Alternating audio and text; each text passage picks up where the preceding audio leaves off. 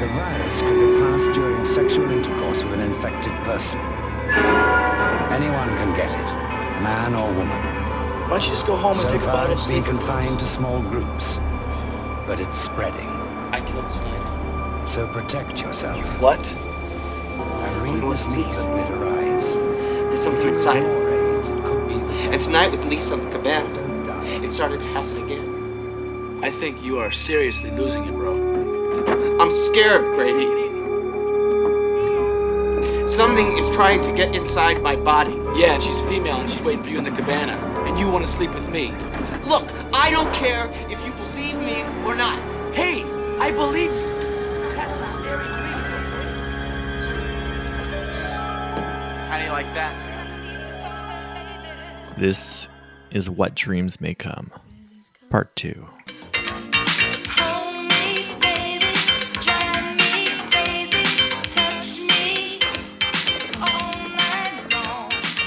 Yeah, Nightmare on Elm Street was of course pretty successful.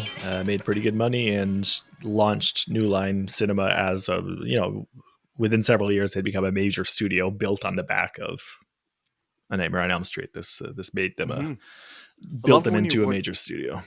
Going into watching a horror movie when I was younger into a theater, and you see that New Line Cinema pop up, you're like, oh yes, this is gonna be a good horror movie. The logo they used in Nightmare is really cool, though. They should have kept that logo. Mm-hmm. Should we move on? Sure. Well, yeah, it's been an hour, and we're only on number one. Yeah, but the first one's always the longest. Yeah, well, we had to establish Craven. Yeah, we can and skip. Mythos We and can we can glide right past number 2 into number 3. We will not do that. What? I- Past I'm- number 2. Can't. I'm eager to Can't talk do about that. number 2. Despite Of how course you are. sweaty that man is, we can't glide past him. Where are we ranking this one? I guess number 1 to start. Yeah, Nightmare's so, number 1. We just got Nightmare one to one rank is so number far. one. Scott has It's it. gonna be- Scott has That- number That's a 1 four for guard. Now the Of course question is it going to is. be: will it be lodged out of number 1 for any of us? Let's Ooh. find out.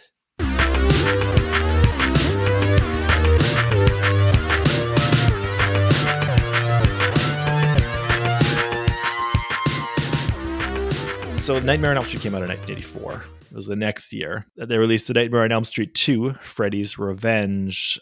Which makes I like no the sense title as a name. title. I Yeah. love the title name. That's the only thing I mean, about it's this movie. Everybody in pretty that film is straightforward. new.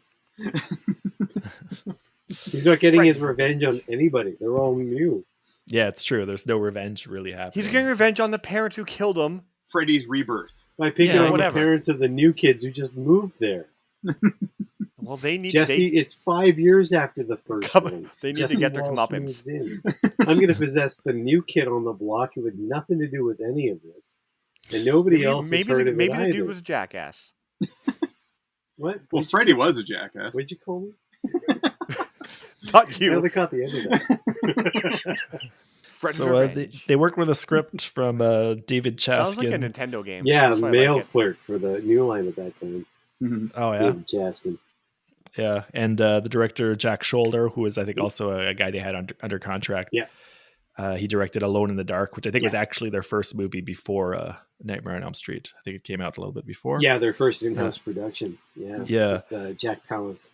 Yeah, so they're going for some people they have in-house to do this. Wes Craven didn't want to do a sequel. I mean, he was involved with discussions about it. Bob Shea was consulting him, but Craven was going on to Well, other if projects. he didn't want a fucking sequel, don't end the first one in such a stupid way.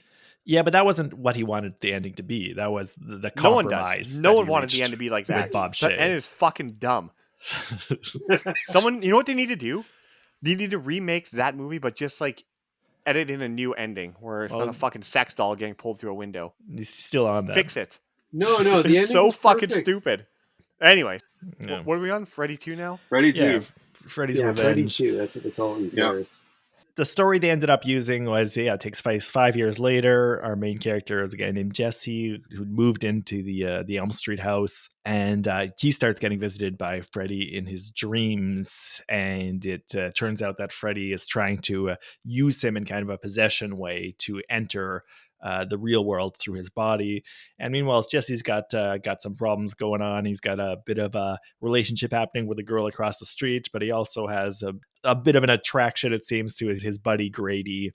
So yeah, this is the one that has a lot of gay subtext that has been debated a lot over the years, I think, about... I don't know if the debates are happening anymore. I think it's been pretty well stamped. The debate has been about whether or not we should be still calling it subtext.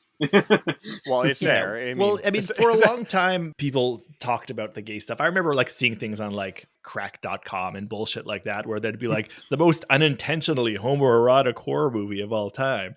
And it's that kind of condescending thing where people look at old movies, they see something that's like gay subtext and they imagine that it must be unintentional.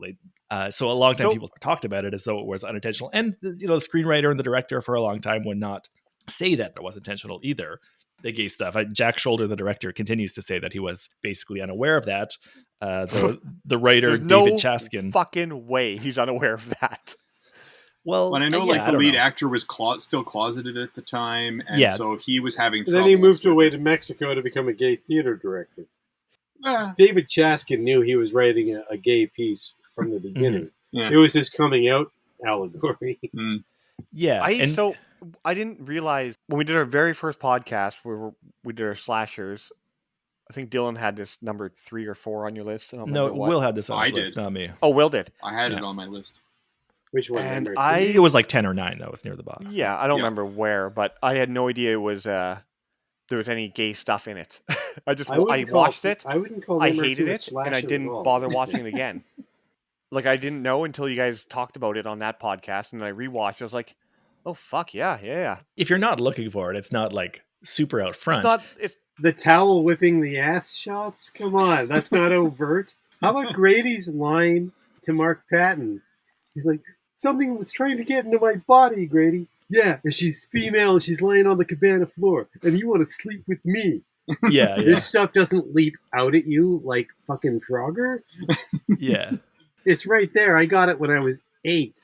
Okay, 12. I watched it once, and I thought it was a really stupid movie, and I never watched it again. One of my favorite examples until of them like 2 years ago. Like maybe a little more subtly is when he's cleaning his room after they get that whole dance sequence, cleaning his room. But then when Tina comes in, drawers, and then he pops his cork when his girlfriend comes in with his mom. So Lisa comes in and is helping him, and she's like, "Where do the sweaters go? In the closet?" And he's like, "Yeah, in the closet." And she opens the closet, and there's the Parker Brothers board game Probe. Yeah. Probe was the first thing you see in the closet. Not to mention the fact that heterosexual love is what kills Freddy in this movie. Oh, yeah. Is he all Freddy? She better just kiss him, and then his skin will melt away, and they can have another cabana floor scene. It's heterosexual love and smooching that kills Freddy in this movie. It's totally about coming out, whether it's through his chest or not. Mm-hmm. Well, I mean, that's the debate worth having, I guess. Is like how it's not a debate. Bad, how negative is this portrayal of being a closeted teen? Because, like you mentioned, Mark Patton, the actor, wasn't out yet at that point. He had played a gay character in Come Back to the Five and Dime, Jimmy Dean, the Altman movie. And, he wasn't out, but he was known to be gay. And David Chaskin was apparently doing rewrites where he was making it more gay after Mark Patton had been cast. And Patton, when he was, eventually tracked down in Mexico and they started talking about this, he said that he did feel a little bit, he was uncomfortable about this. He didn't like the way that he thought the writer was kind of pushing this character to become more of a closeted gay character. Oh, for sure. I just think that the only way to approach Nightmare 2 going forward is everybody we haven't heard about yet, they're all gay and let them prove otherwise until we get subsequent documentaries. Yeah. As like a parable of an angsty teen who's unsure about his sexuality, you can see it positively. Like you said, the ending that heterosexual kiss destroys Freddy isn't a very positive message. Well, I think it was fine. Kim Myers is hot. She's got that Meryl Streep look down there. Exactly. She got hired because she looked like Meryl Streep. Yep. Let me say, that's not a strike against the movie. Although I think it's great when Carrie is the one who gets Freddy's glove ripping through her at the end of the movie. When the ultra female slutty character of the film is just like, everything's going to be just fine. And then she gets killed. That's the one point in the film where it's slasher movie. The one loose moraled girl all of a sudden gets killed out of nowhere. Yeah. Because other than that, it's all threats. It's all hallucinations. Yeah. Yeah. Except for the coach, Snyder. So. Yeah, the stuff with the coach is unsettling and weird. That's a long journey to go on. Like, obviously, there's the producer cameo. I wasn't sure if you were going to address Bob that. Shea as the bartender in the fetish as the club. leather daddy. Yeah. Bob Shea is a cameo in almost all of these, I think, if not all. Yeah, of he them. shows up in a lot. In the first one, he's a news reporter, and then the announcer at the end. He's the one who says KRGR is signing off before Johnny Depp gets killed. I like the opening scene because that's one scene that does feel like a dream, where he's just like feels ashamed and mocked, and then everything just goes off the rail and gets demonic. Oh, in the bus? Yeah, the bus thing. His hair in that. His hair what the off fuck to one is, big why? sleeve. Why was he looking like that when that movie started? I feel like they were trying to make him look weird, so they just did a shitty hair job, because his hair was great for the rest of the movie. Yeah, it felt like a it deliberate was perfectly choice fine. in that scene. Yeah, that's what I interpreted as him feeling like he's like a weirdo, like he's out of place, that he's a creep. And it was a dream, right? Yeah. And that's why he sees himself that way in the dream, because he's feeling like a weird creep. I get it. I like the idea that because he doesn't know his true self very much, it's like he's living part of his life in a dream, and that he's kind of living half dream, half reality, which makes him a target for Freddy to use as a bridge. A lot of the mythology doesn't really make sense otherwise, but I think, from that angle. Not to mention his sister, eh? The way it plays with the mythology, that's one of the few... I do quite like this movie, but one of the few negative things I have about it is, as far as just pure fanboyism goes, is the use of superpowers in the real world that come up. Like, I get that there are entities that can be pulled from dreams into reality, and that's a rule that's established throughout the entire franchise. But the fact that Freddy comes into the real world, which is all well and good, fine, that plays into the dream laws. But the fact that he has enormous superpowers in the real world, and he has real world effects to it, the fact that he can summon fire, he can teleport, he has enormous hellfire powers in the real world, which, I mean, depending on the threads of logic you follow, it can work, but I mean, we're talking about film number 2. I know it's doing it for the pure cinema effect of it. Well, they've jumped the shark, but you also keep saying in the real world. Yeah. My point is that it's like it's blurred dimensions. It's already crossing dimensions at that point. Oh, for sure. It's a shitty muddled dream logic that people could toss back and forth. Absolutely. Is the top still spinning? I mean, and I totally understand that. And with 2, the lion's share of my forgiveness comes into the fact that it's effective. If it suits a movie, it suits a movie, and I'm all for it. But also because that 2 kind of sits on an island when it comes to the whole franchise. Like, it has... Oh, yeah, it does. Certain connections to, like, through the diary and everything in the Elm Street house, which is arguably the second most important character in the entire franchise. Actually, I don't think that's arguable. That is. The house is just, such a enormous part of all of it. Yeah, but Nancy's still 3 to the house. I'm sorry. The house has a lot more. No, Nancy. Well, house. Continue on. I'm not going to disrupt you. Yeah, except to say Nancy. We can rank characters elsewhere, I suppose. But Nancy. It's not trying to be necessarily a full-on continuation. Like the other sequels ignore it completely. Like it's isolated characters. Fine. They're brand new to the franchise. They exist here and here only. 3 could be taken part the same year. It's the season of the witch, for all intents and purposes, as far as sequels go, as this big a franchise. Yeah. I don't think you could relate the 2, but I just mean in the sense that it's like it almost exists, like it's outside of canon. Yeah, exactly. You could eliminate 2, and it would have no impact on the canon. Yeah, the other sequels would be exactly the same. That's also eliminate number 2. Yeah. Every time I watch this series, I eliminate 2. I'm a fan of part 2. I like it. I think one thing that... As am I. It's my second favorite. Yeah. Well, no, it's my third favorite. Okay, wait, no spoilers. Keep it under your hat. Well, you can edit this later. I don't want to, but I think one thing well, that I'm here. deepens it too is that we are in the early days of the AIDS crisis, and putting body horror in very close proximity with the drama of a guy who's ashamed to admit to himself that he's gay is kind of potent and problematic too. Like, I'm not saying that the movie does a great job handling the things, but it does do a good job in the sense that it works as a character movie to me. Like, I feel for Jesse. Like, I feel for him. So the fact that the movie puts its eggs in this character, in his basket case, that makes it more interesting. And the fact that you have the gay stuff and the great effect of Freddy bursting through his chest, the way it manifests as body horror at a time when homosexuality and repressed homosexuality was like a very difficult thing in like the American public discourse. It comes in at an interesting time and does an interesting thing, which is thorny and problematic, but it's interesting. Yeah, but there's two main things that come back at that about, even for its time. One, the best shot in the entire movie are when Jesse wakes up screaming like a full-on scream queen from his first dream, and we smash cut to his mother frying 2 eggs in a frying pan, like 2 big floppy breasts. It's right there because of the framing of it and everything. And the second thing is whatever we will say about the gay subtext and how that subtext actually was, it is still an immediate, less than 1 year later cash grab at trying to cash in on the immediate popularity of a film featuring a child molester / murderer. So whatever you'll say about homophobia and the AIDS crisis at that time, it's a pedophilic character spawning a franchise through which that is being slowly woven into the fabric. Yeah. So that's just weird. Like, it's backwards on a few levels. It's almost like there's a weird regression and progression happening at the same time. Especially since, and Dylan, you mentioned this, and I'm glad you did. It is important to note its timeline and the fact that this is very much during the AIDS panic. That is like the news every single night. So much of it was just inundating the general public. And these films are meant to be a reflection of these sort of things can happen in any suburban neighborhood.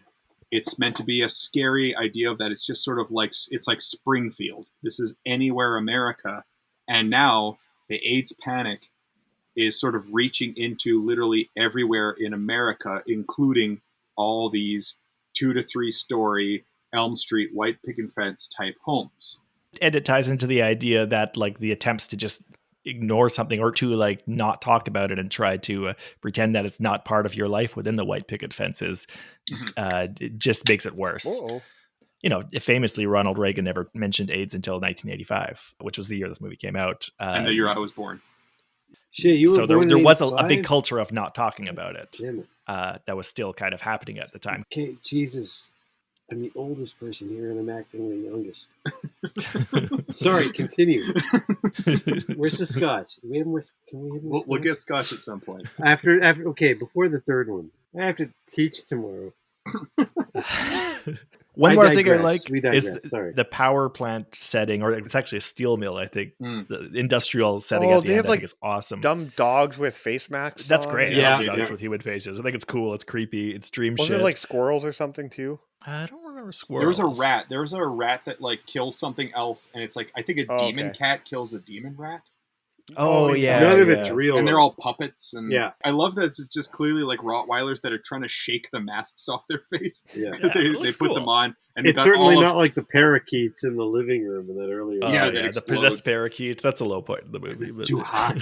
The entire fucking movie, it was too hot. Everyone complained about how hot it was. Yeah, the entire movie. Cool.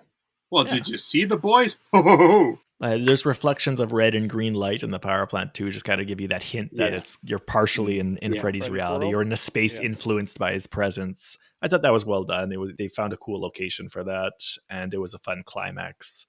I'm a fan. I like the movie. I think it's strong. As am I. Oh, the second one is absolutely beautiful on so many levels. Oh yeah, absolutely abstract. The shit going on with that gym coach, Snyder, sliced him up like kielbasa, man. Stuff's going on with that guy well beyond the realm of Freddy and the dream stuff. Yeah. If it hadn't been for Freddy, that guy wouldn't have been sliced up in the shower room. but that guy still would have been stealing kids from his gym class from the local kink bar and making them do laps in the gym at 2 a.m. Yeah. The Freddy stuff interceding on that is So, random. why That's not his first time doing that. Yeah, there's Why a did the kid lost go there in the episode of first Red Shoe place? Diaries right there. Yeah, there's a lot of unanswered questions in that cut between when he meets them in the kink bar at night and between when they're in the gym at night. Like, how Oh, did I he think get they're him to only go there? unanswered if you don't think about it, if you stop short. Yeah. Right. But that's what I love about that, is that's also the first time in that whole series where you get a sense that that town has a downtown, a kink bar whatsoever. Mhm. Like, there's no other S&M bar in that town ever for the rest of the series. Yeah, that We you could get apparently other walk bars to where from adults this go drinking. residential neighborhood. Yeah. It was But a all long of a sudden, walk, though. right in the second film, it's like, oh, there's a pervert almost as bad as Freddy. And it's the gym teacher. Yeah. Like, it's like this was going to happen one way or another. Yeah, the town was Yeah. just breeding Freddy. They got rid of the child murderer, but it's still a rotten place. There's still a lot of rotten people there. All right, we have 2 movies, so we could do rankings. I mean, I like Freddy 2, but it's not passing Nightmare on Elm Street 1, so it's it's second right now. I guess Yeah, that's it's probably 1 the and case 2 for for me. everybody. Yeah. Yeah, same. Yeah, I'll put it second, obviously. Yeah. Early yet. I don't like the movie. I won't watch it again. Yeah, you will. It's not for me. We'll make you. We'll Yeah. strap you inside a shower. Come on, the cabana scene. Kim Myers on her back on the floor of the cabana. I don't know. Maybe I They don't made make the it back that of the far. VHS box. I mean, You're gonna dream about Meryl Streep tonight, whether you want to or not. Meryl Streep is Freddy Krueger. Anyways, So- yeah, last place for now. Yeah. Right, Freddy 3. Nightmare on Elm Street 2 was not very well received, but it did pretty good. It actually did better in the box office in Canada and the US than the first movie did, by a little bit. Sequels Though it- usually do, don't they? Expectation burst. Yeah, it didn't have the big international release that the first one did, so it wasn't as successful overall, but it was doing well enough that they were going to keep hitting that button and keep making more movies. So, well, it was actually 1987 that Dream got- Warriors. Nightmare on Elm Street Ain't gonna 3, dream no more. Dream Warriors. Woo.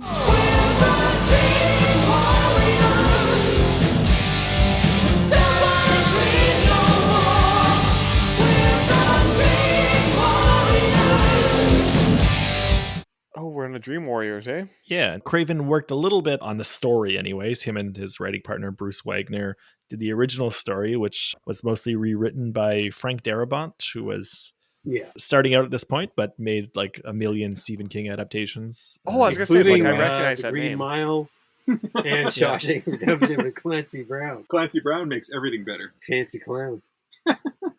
The director was Oh, also we're somebody at the start of their career. We got Chuck Russell directing it. Yeah. Would later direct like the Blob remake. He did The Mask, the Jim Carrey movie. Really? Eraser. Wow. Oh yeah, underrated Schwarzenegger. The Blob remake is probably one of my top Yeah. 5 horror movies of all time. That's a solid damn. remake. Story-wise, I mean, we do get the return of Nancy, the heroine from the first movie. Heather Langenkamp is back, and her hair Same is with looking John better Saxon. than ever. Yeah. John Saxon's back too. Sexy Saxon.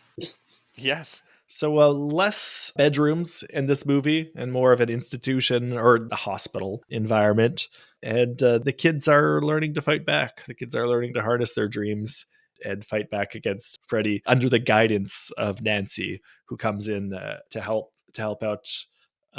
What's his name? The guy from Body Double, Craig Wasson. Craig Wasadia.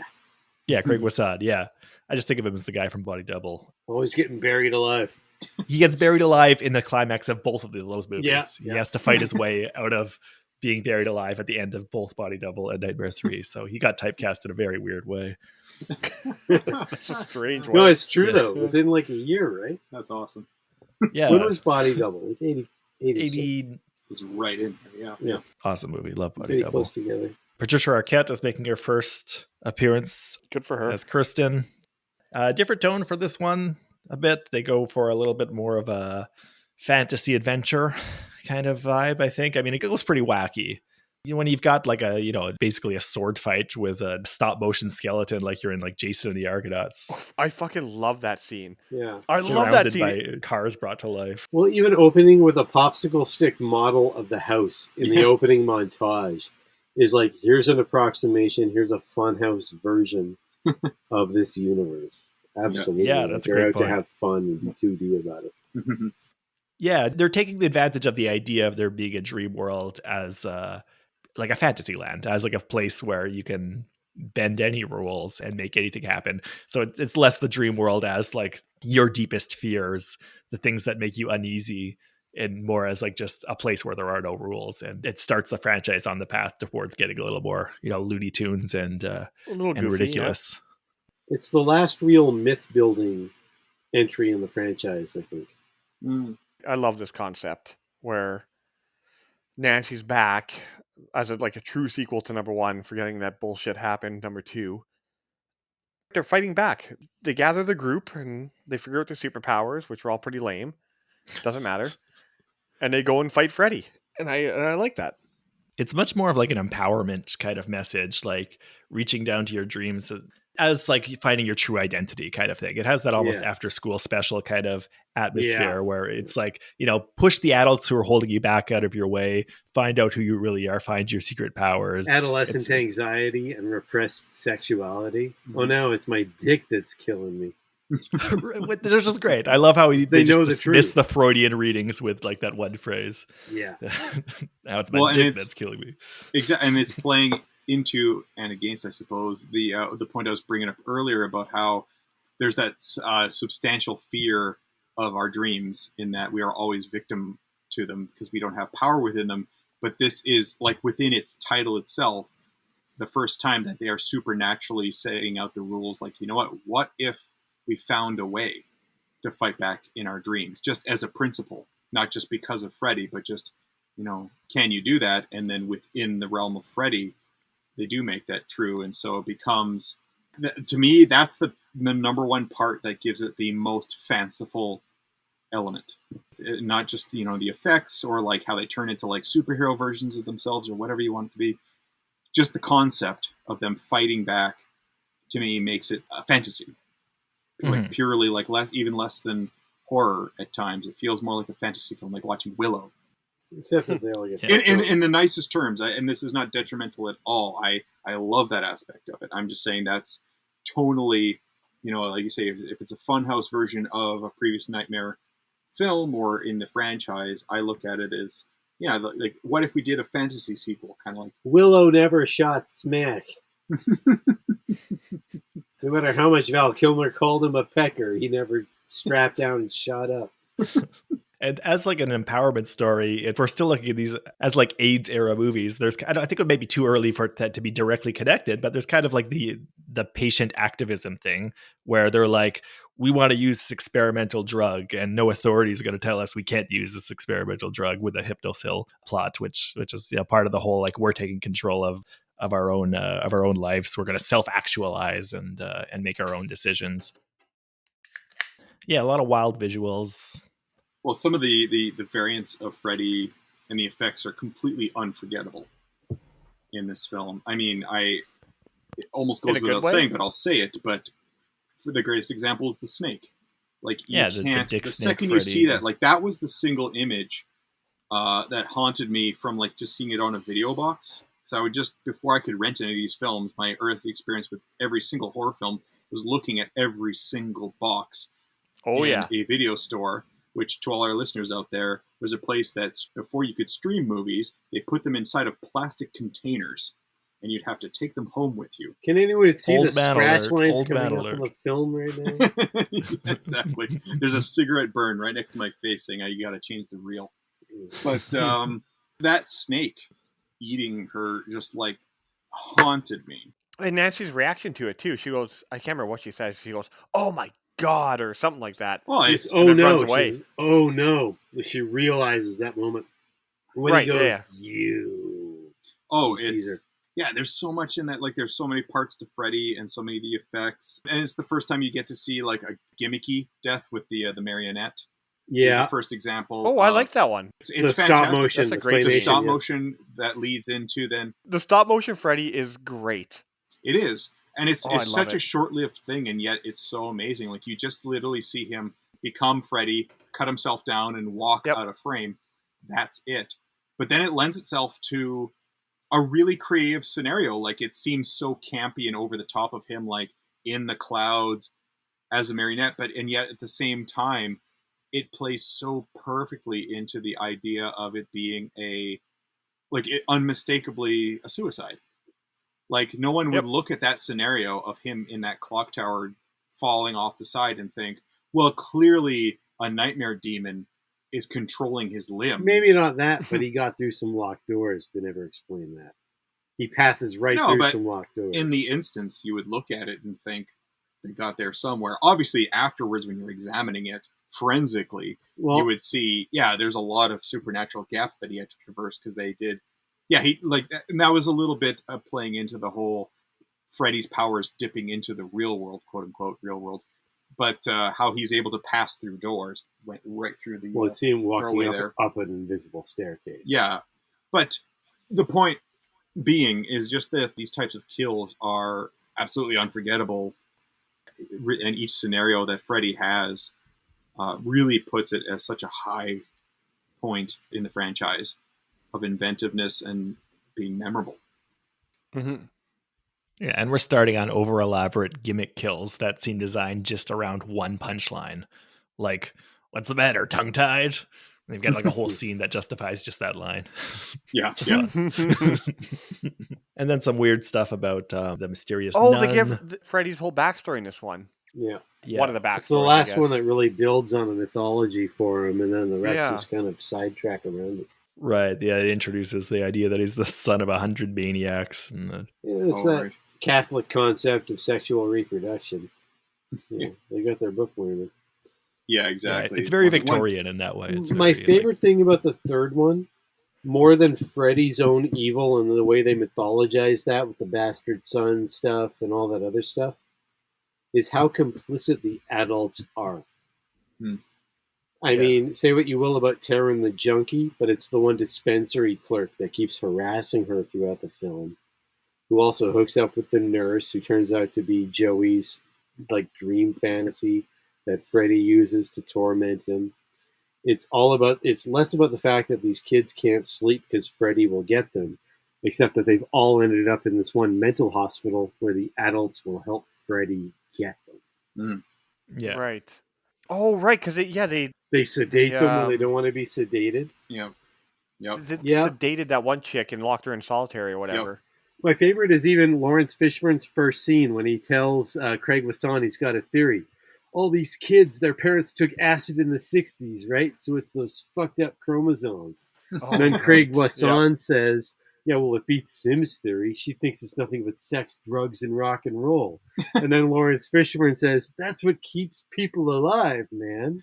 Meanwhile, all I'm thinking is, well, LSD is one of the drugs they were talking about. Yeah. So there's a mixed message about what alternative lifestyles are causing problems for the kids. But it's thoroughly being loose and free and happy about sex is what's killing you. And we're going to keep you fine, even though us keeping you here is what's killing you. Yeah, we're basically leading you into a lion's den. Exactly. Here for Freddy to play. And also, sedate him. And speaking of which, I really, I might be misremembering, but I thought Lawrence Fishburne was going to have a lot more to do with this film. I guess it's just because I see him and I'm just... He's got three scenes. He's got 3 scenes. He's I think it's because... 4 scenes, pardon me. 4 scenes. Aside from the original cover art, which is amazing, every single marketing tool afterwards put Lawrence Fishburne right up there on the front because him and Patricia Arquette became such huge stars after the fact. And so it's obviously, Patricia, fair play. She's the main character. This is empty. I'm trying to open it. What are we talking about? All right, let's go back on track. Yeah. All right, you guys keep talking on the next thing. I'll go grab the goddamn pizza. You guys keep talking. Get on to the 4th film, goddammit. All right. Are we on the 4th already? So Nightmare 3 Dream Warriors, big hit. Bigger than the first 2 movies. Yeah. Great cover very successful.